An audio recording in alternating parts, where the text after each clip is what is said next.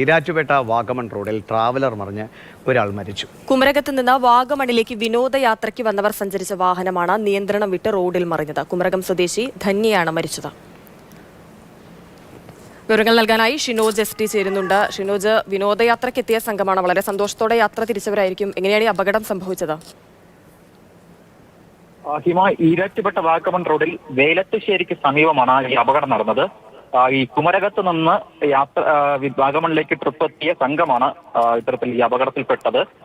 ഈ അപകടത്തിൽ ഒരാൾ മരിച്ചിട്ടുണ്ട്. ഈ വിനോദസഞ്ചാരികൾ സഞ്ചരിച്ച ട്രാവലർ മറിയുകയായിരുന്നു, നിയന്ത്രണം വിട്ട് മറിയുകയായിരുന്നു. കുമരകം കമ്പിച്ചിറ സ്വദേശി ധന്യയാണ് മരിച്ചത്. 43 വയസ്സാണ്.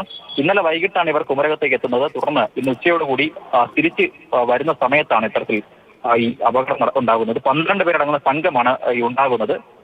ഈ വാഹനത്തിലുണ്ടായിരുന്നത്. ഇതിൽ 6 പേർക്ക് പരിക്കേറ്റിട്ടുണ്ട്. ഈ പരിക്കേറ്റവരെ ഈരാറ്റുപേട്ടയിലെ സ്വകാര്യ ആശുപത്രിയിൽ പ്രവേശിപ്പിച്ചിട്ടുണ്ട്. മരിച്ച ധന്യയുടെ മൃതദേഹവും ഈ സ്വകാര്യ ആശുപത്രിയിലാണ് നിലവിലുള്ളത്. ശരി.